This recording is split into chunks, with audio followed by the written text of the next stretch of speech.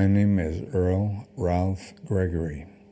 I was born in Springfield, Massachusetts, January 9th, 1930. My early years were spent on my grandfather's farm. My mother and I and father, we had to move there because I was during the Depression years and my father was out of work. And fortunately on the farm we were able to have a garden and chickens, and we were able to survive. And my mother would can goods from the garden, and my father did whatever he could, even raise mushrooms. And so during the war years, Westover was right near our farm. In fact, the shorter runway was right in line with our farmhouse, and the planes used to take off right over our farm. And the P-47s and the pilots would train there, and then they were, after they completed their training, they went to England, the 8th Air Force, and next to the B-24s with their 10-man crews trained there. And I graduated from high school in '47, but just to backtrack a little, I was in a Boy Scouts and a Civil Air Patrol. And one of the things we did in a Civil Air Patrol was go up to Westover one summer during the war, and right across from where our building was, the German prisoners of war were in their encampment. And we'd march down the road, sometimes right side of the, they'd be going one way, we'd go the other way. So after graduation from high school in '47, I worked, the first job I had was at Carlisle's Hardware. And then I later worked at the Springfield Armory, where I was one of the, in the file department, and we worked on the bolts and the pieces to the rifles and the machine guns. And then I was drafted into the service. I had wanted to go into the Air Force before Korea started, but since I was the only one, and I have no brothers or sisters, and my mother felt bad about me going and leaving. But then when I did go in the service, I was drafted and went to Fort Devens first, just for a couple of weeks to testing, and then sent to Fort Dix, New Jersey, basic training. And as a result of the testing, they determine what your high scores are. And apparently my two high scores were radio, Morse code, and mechanics. So they needed radio operators at that time. And it was a 26 weeks long school. And at the end of that, we were supposed to attain a speed of 18 words a minute, sending and receiving in Morse code. And 26 of us graduated, and the 5 that didn't make it were sent to Europe, and the rest of us were sent to orders for Korea. And we went across the country in a troop train about 4 days to Fort Lewis, Washington, and we processed there about a week. Then we were on a two-stacker, big troop ship, about 2,000 guys, and it took about a month to get across because we hit a typhoon, and at one time we were told that everybody put on their life jackets and stay below deck, and the bow went underwater, and then the stern came up and the propellers churned the air. Anyway, we made it to Sasebo, Japan, where we were issued our rifles and helmets and all our battle gear. First thing I did was to look at my rifle, and on the receiver it said Springfield Armory along with the serial number. We landed at Busan, and we got off the ship and directly marched right to the rail yard where we boarded a train, wooden cars with chicken wire from the windows. And one of the things I remember was as we were waiting for the train to pull out was children would come along, and one of the little children had a leg missing, and he had an improvised crutch, and he was trying to sell apples or get candy or something. The train ride took us directly up to Division Rear. It was about an 8-hour train ride, and at that time, of course, all the engines were steam. They didn't have any diesels. We were right at Division Rear, and we got out of our train, and we had tents that first night. It had been raining, and it was cold. And then we processed and were assigned to our different outfits. So the 26 of us, each one was assigned to different outfits because they had to have a radio operator that's qualified in Morse code in the different outfits. We couldn't all go to the same one, obviously. And that was the United Nations force, as most people know, and I was assigned to the 2nd Division, 2nd Infantry Division, Headquarters Company, 1st Battalion of the 23rd Regiment. And the French battalion was attached to our battalion. The Thailanders were attached to the 2nd Battalion, and the 3rd Battalion had the Thailanders. The conditions were just as they were during the war and the fighting, but we fortunately arrived there just after the truce had been signed.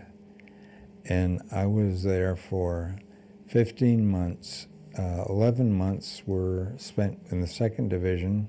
There were at the most 3 that would be able to take and receive and send Morse code. And we had to maintain the communications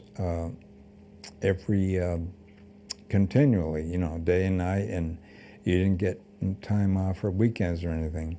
So we had to go on like 4 hours on, 4 hours off, and keep up the schedule for indefinitely. We did have a 3/4-ton truck, which I drove and the others did too. And the tank, it's a radio that was used in a tank, and it was mounted on one of the seats in the back on shock absorbers. And we sat across from that, one at a time, on duty. And we had a key that was with a steel strap that would fit on our right leg by the knee, and the key was there, and we'd have to send and receive messages by Morse code, and the call signs would change, could change any minute or any hour. And we also transmitted by the voice too. And occasionally we'd have the backpack radios, and we'd have to go when we were on maneuvers. This was right after the hostilities. We were on maneuvers constantly and changing position, and we'd have to take turns sometime with the back type radio and the backpack, and we'd have to go sometimes down to the headquarters. The line companies, Abel, Baker, Charlie, and Dog, and I guess they changed it to Alpha, Beta, and so forth. And that's basically how we operated. We did have we could put up an antenna. It was a telescoping aluminum pole with the antenna on the top, and we had to secure it by guy wires. And then we were on maneuvers, of course, we operated just out of the truck or from the rear of a Jeep. So that was basically our radio assignments. Of course, we had to pull guard duty and do other things besides that. They weren't just a radio operator. During that time, 6 months, you could, after you'd been there 6 months, you could go to Japan for R&R for 7 days. And then there was another 6 months, they said, well, you could go back. And so it was also to Tokyo, but I wanted to go to the other center, which was Kobe and Kyoto. And the special services arranged for trips that we could take every day, go to somewhere. I saw the big Buddha at Kamakura and Mount Fujiyama, Temple of 1,000 Buddhas, and a number of other things. Then the division was pulled offline, and we were replaced by a ROK, Republic of Korea division. Up to that time, we hadn't seen any civilians, but we were assigned to different outfits just before going home. And I was in an engineering company in Yeongdeung-po. When we were time to go home, we were brought to the docks, and we had to take small boats to go out to the big troop ships, because that is where they have the highest tide in the world, and the big ships couldn't get close to the dock. We had to climb up into the boats. Then we went back home via the southern route, but we didn't see Hawaii either time, or stop there. And I was thinking that about my cousin, who was the first man from Springfield who was killed at Pearl Harbor. He was on the battleship Utah, and his name was Charles N. Gregory, Gregoire. I did go there a number of years later to see Hawaii and to visit his ship was still part of it out of the water, and the names were on a plaque. And I found his name in the Courts of the Missing at the Punchbowl Military Cemetery, and I gave a picture of it and along with the other names to his mother. The medals that most of the troops that were there were entitled to was the United Nations Service Medal, the Korean Service Medal, and the Good Conduct Medal, if you were no problem, and the 50th anniversary of the Korean War Medal, and the American Defense Medal, and then the last one, which we were just awarded last year, was awarded by the Korean government, and to all troops who had been there at that time, which you had to verify by a DD-214 form. So after returning home that summer, I worked for the city. I was driving a truck, among other things, and then I went to college at AIC on the GI Bill. And the first summer, I had a job working on the railroad, and as a Gandhi dancer, and those are the guys that work on the tracks, and I was one of the few guys that could hit the spikes on the head because I had experience chopping wood on the farm. So I majored in sociology, and I also had enough credits and the right ones to have a major in history, and almost enough to have a major in psychology. After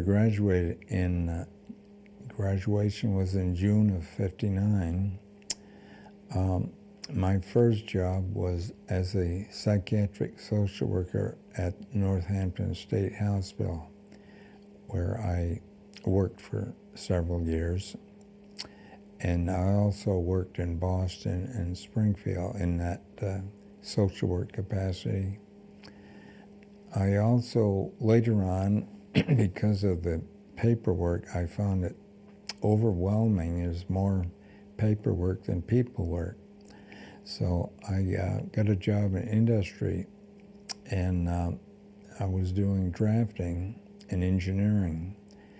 And as a result of that background, I got a job in the Springfield school system teaching mechanical drawing, because the shop, Standard Electric Time, was going out of business. Then one of the last jobs I had was, which I really enjoyed, and it fit in with my history background, was working at the Springfield Library and Museums Association at the George Walter Vincent Smith and the Fine Arts Museums in the curatorial department, where we had to restore artifacts on occasion, and store different art objects and set up displays. And there was something different every day. Just to backtrack a little more, I did stay in the active reserve for the time that was allotted, and I was promoted to staff sergeant. I also made 5 parachute jumps and qualified for the jump wings, and this was what influenced me later after I saw a advertisement of the International Association of Airborne Veterans, and so I joined it, and it's veterans from countries all over the world that get together. And the first offer that I was able to take advantage of was to go with a group from the States, American airborne veterans, to Canada, Ottawa, Canada, to help commemorate the 50th anniversary of the landing in Normandy at D-Day. And our specific assignment was to parachute from a C-47, which is a type of aircraft that was used in Normandy. And we marched in the parade along with the Royal Mounted Police and the bagpipers and the Canadian Airborne. To culminate that week experience, we were brought into the Ottawa, the Capitol building. We had uniforms, and our uniforms on, BDUs, battle dress uniforms, and our berets and jump boots. And a member of the Parliament, was the one who awarded us our Canadian jump wings. And this was a wonderful experience, and we were given a tour of the city and the Air Museum and different points of interest. And then few years after that, I was with a group from the States that joined other airborne veterans from Belgium, France, Germany, and Italy. And it was Operation Wings of Peace, just before the unfortunate culmination of escalation, rather, of hostilities in Israel. And we went to Jordan first, where we parachuted there from C-130s, and then to Israel, and we received our jump wings from both countries. And then just about 4 years ago, I went with another group to Estonia, where we parachuted there. But the love of the aircraft was what caused me to join the New England Air Museum, where I've been a member since before the tornado. And I'm one of the volunteers who works on the airplanes and brings them up to near like production line appearance for display. So generally speaking, that covers the situation up to now, except that I've been singing in the choir at South Church, singing bass for over 30 years, I guess. And I've been active in some singles groups. And unfortunately, the ladies that I wanted to marry didn't feel the same way about me, so that was unfortunate. Presently, I help out like a Jewish community center, and we help put the meals together for the Meals on Wheels, and then serve the people at noon, and then we eat too. So that was what I did today, and that brings us about up to present, except one other thing I recall. I wrote to a friend of mine I was in a service with. I hadn't seen him for 50 years, and his nephew got the letter and gave it to him, and he called me, and to make a story short, Joe Maltino from Orange, New Jersey came up to visit me for a few days. And that was really a wonderful experience. I guess that's about it, right? I can't think of anything else to elaborate on.